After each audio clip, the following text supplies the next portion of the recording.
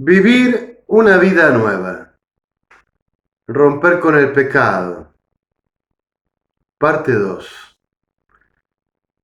Seguimos transitando este diálogo vivo con San Pablo.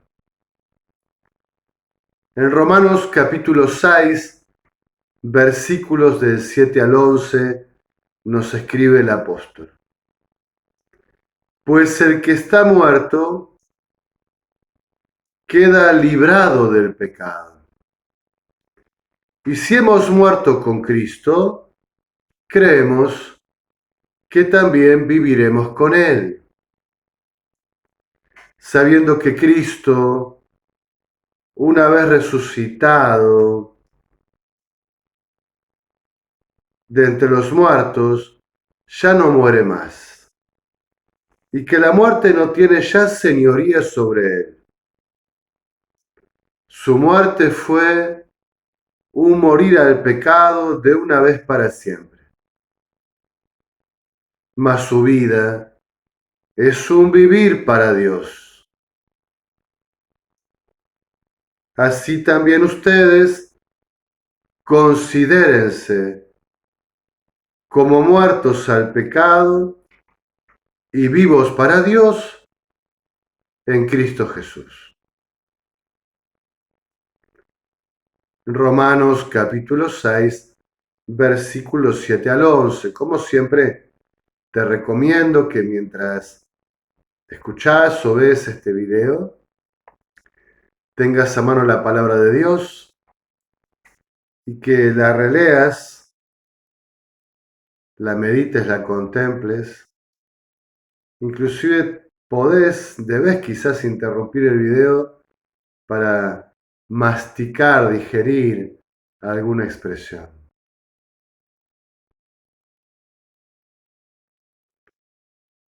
Viviremos con Él.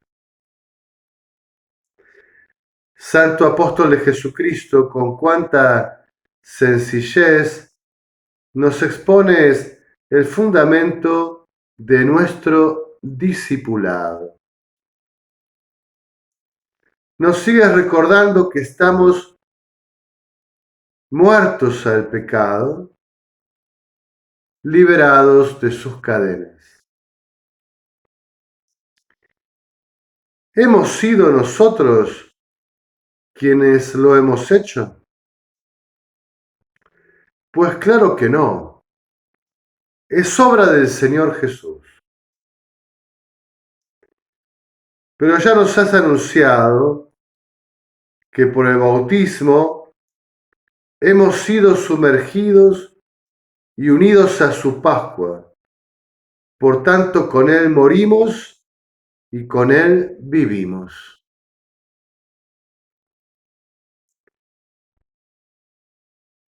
Vivir con Cristo. Vivir con Cristo, toda una novedad por receptar.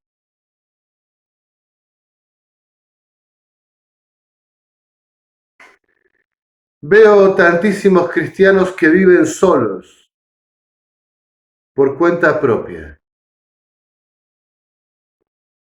como si la vida les perteneciera de forma absoluta, como si no lo hubiesen recibido. ¿Cómo han caído en este desatino? Cuando percibo la inhabitual que resulta plantear al pueblo fiel que nuestra vida es para hacer la voluntad de Dios, cuando percibo lo inhabitual que es plantear al pueblo fiel que nuestra vida es para hacer la voluntad de Dios, que nuestra felicidad y plenitud es ser santos, que nuestra felicidad y plenitud es ser santos, que no nos pertenecemos sino que somos suyos, no dejo de preguntarme por qué resulta sorprendente este dato básico de nuestra fe cristiana. ¿Será que estamos tan atrapados por la cosmovisión mundana? ¿Será que no nos han predicado el Evangelio con fidelidad y para la conversión del corazón? O aún más inquietante, ¿será que desconocemos el amor de Dios y el Dios que es amor? Pues quien le conoce inmediatamente descubre que su vida no le pertenece y que el Señor es la vida, que no hay vida sin Él. Pues quien le conoce inmediatamente descubre que su vida no le pertenece y que el Señor es la vida, que no hay vida sin Él. Vivir con Cristo, vivir los dos juntos. Qué bueno sería tener esta conciencia en lo cotidiano. Cuando vivo mi vida no estoy solo. Jesús y yo vamos viviendo juntos. Jesús y yo vamos viviendo juntos. Jesús y yo siempre todo lo encaramos juntos, mientras ando los senderos de su gracia. El Señor es fiel, no abandona, se queda conmigo. Yo en cambio necesito perseverar en esta unión, cultivarla, dejar que crezca y que me tome todo el corazón, la mente, la vida entera. Vivir viviendo la vida que Él me comunica. Vivir viviendo la vida que Él me comunica. En el fondo, es como vivir de continuo celebrando la Pascua. Cristo Hijo, con su muerte, mató al pecado. Y su vida es un vivir para Dios su Padre. Nosotros, unidos a Él por la gracia, también debemos morir al pecado y vivir para Dios.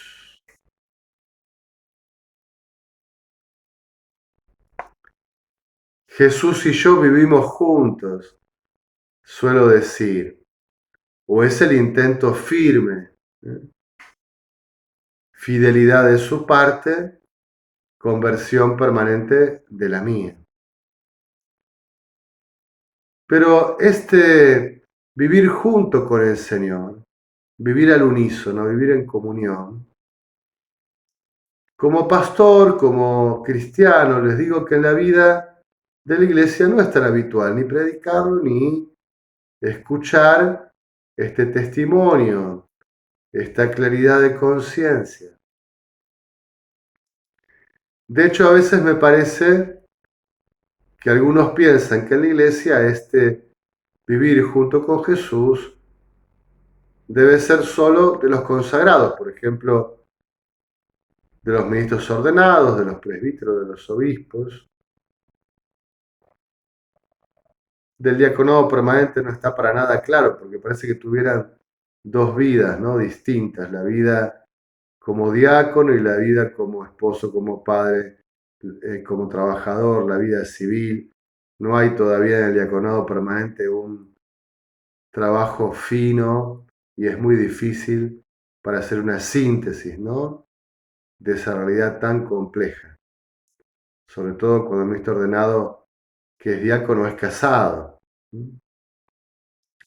Pero generalmente a los consagrados, sacerdotes, obispos, religiosos, religiosas, se los concibe como personas que viven junto con Jesús, quien Jesús es toda su vida.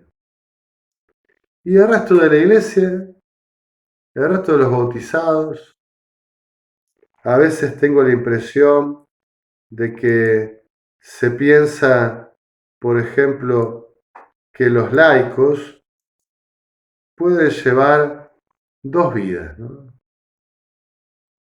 La vida con Jesús en el ámbito religioso, de ir a la misa, de algún servicio comunitario, y después su otra vida, ¿no? La de la familia, la del trabajo. Y fíjense que lo vocacional, la pregunta vocacional, no es tan habitual en la juventud o en los tiempos donde hay que tomar decisiones. Por ahí la pregunta vocacional es si uno quiere, tiene que ser consagrado. Pero después, si uno tiene que ser médico, si uno quiere ser artista, pintor, si uno quiere ser abogado o uno quiere ser licenciado en desarrollo de sistemas, eso parece que no hay que preguntárselo a Dios, que uno lo decide solo. Y entonces parece que vivimos una vida divorciada, ¿no? Fracturada, donde parece que solo a algunos en la iglesia se les exige que Cristo sea todo su vida.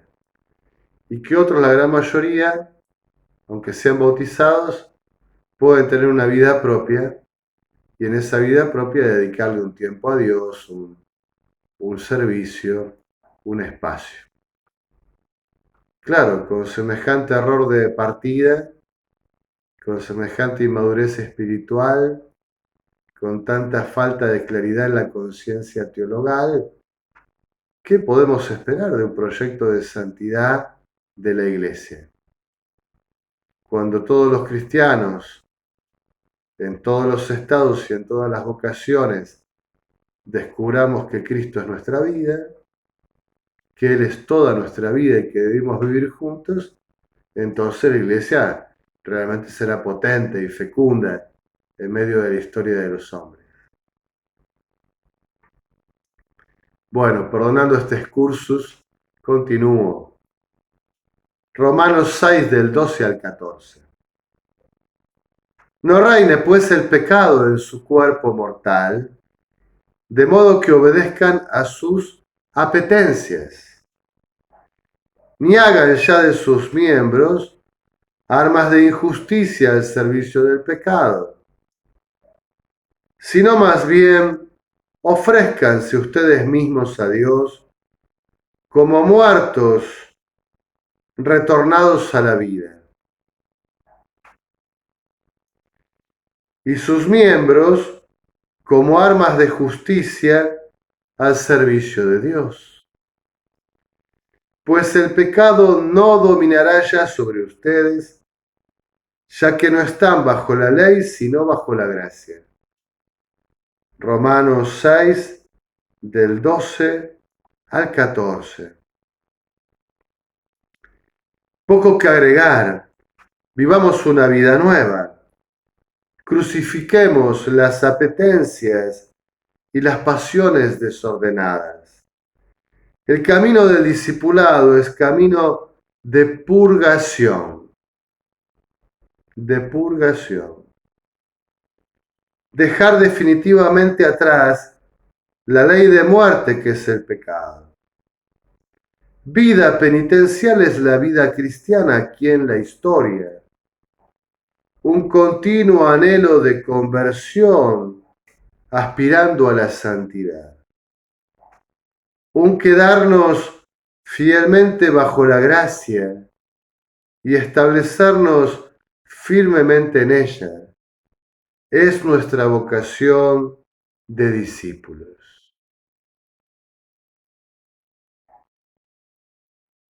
Romanos 6, versículo 15. Pues qué, ¿pecaremos porque no estamos bajo la ley, sino bajo la gracia? De ningún modo. Lamentablemente, desde los comienzos, el anuncio gozoso de la gracia en Cristo, de la vida nueva que nos comunica por su Pascua, ha dado lugar a interpretaciones exageradas, falsos misticismos gnósticos, que atribuían cierta impecabilidad a los espirituales y daban licencia al libertinaje moral. Esto es, desde todo punto de vista, inadmisible, inadmisible. Y sin embargo, una herejía tristemente recurrente a través de los siglos. Se trata solo de una perversa utilización de la religiosidad para justificar comportamientos inmorales, casi siempre ligada a secretas revelaciones, a inspiraciones carismáticas y fenómenos extraordinarios. Son caldo de cultivo personas poco formadas en su fe que tienden a un pietismo desencarnado. Líderes religiosos que han alcanzado un estado superior de iluminación y sus seguidores, se establece entre ellos una relación de sujeción indebida y enfermiza, manipulación de conciencia. Bajo esta inmadurez, unos supuestos iluminados que han recibido revelaciones secretas, que se encuentran en un estado superior, y unos seguidores o adeptos inmaduros, pueriles, fáciles de dominar, de manipular. Este peligro siempre vigente puede estar a la vuelta de la esquina en cualquier culto cristiano, incluso en la Iglesia Católica también. Pero el pecado nunca es de Dios. Y el Dios Santísimo nada tiene que ver con el pecado, excepto con su aniquilación y el rescate misericordioso de los caídos que acepten conversión. Romanos 6, del 16 al 18. ¿No saben que al ofrecerse a alguno como esclavos para obedecerle se hacen esclavos de aquel a quien obedecen? Bien del pecado para la muerte, bien de obediencia para la justicia. Pero gracias a Dios ustedes, que eran esclavos del pecado, han obedecido de corazón a aquel modelo de doctrina al que fueron entregados y liberados del pecado, se han hecho esclavos de la justicia. Romanos 6 del 16 al 18. San Pablo nos plantea la conversión en el sentido de una ligazón, de un vínculo de obediencia, de un entregarse en manos de otro. Y exactamente de un cambio radical en la orientación de esa ligazón. Así insinúa hábilmente que el libertinaje los había hecho esclavos por el pecado que conduce a la muerte.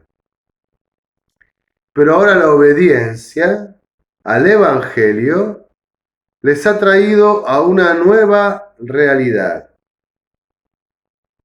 Esclavos de Cristo, no en un sentido determinista, ¿no? Entregados absolutamente y sin reserva a Cristo, y liberados para vivir en su gracia, justificados por Él. Romanos 6 del 19 al 23. Hablo en términos humanos en atención a su flaqueza natural, pues en otros tiempos ofrecieron sus miembros como esclavo a la impureza y al desorden hasta desordenarse. Ofrézcanse igualmente ahora a la justicia para la santidad. Pues cuando eran esclavos del pecado eran libres respecto de la justicia. ¿Qué frutos cosecharon entonces de aquellas cosas que al presente les avergüenzan? Pues su fin es la muerte, pero al presente libres del pecado y esclavos de Dios, fructifiquen para la santidad y el fin la vida eterna. Pues el salario del pecado es la muerte, pero el don gratuito de Dios, la vida eterna en Cristo Jesús, Señor nuestro. Romanos 6, del 19 al 23. Tu exhortación final, querido apóstol, nos invita con fuerza a permanecer en la vida nueva de Cristo. Creo que toda época, la nuestra de un modo impresionante, nos impulsa a vivir en el exceso de los placeres, en la adicción por los gustos sensuales, en la vorágine de una mundanidad desatada y voraz. En un sentido amplio, no solo sexual, en una celebración orgiástica del consumo, en un bacanal del desenfrenado narcisismo, en una fiesta irreverente del ego prepotente, en un aquelarre del caos y la oscuridad. Y no es de extrañar, porque este mundo tiene su príncipe, que ya ha sido vencido por el Hijo de Dios en la cruz, y que desesperado se hunde en la condenación eterna, queriendo arrastrar consigo al mayor número posible.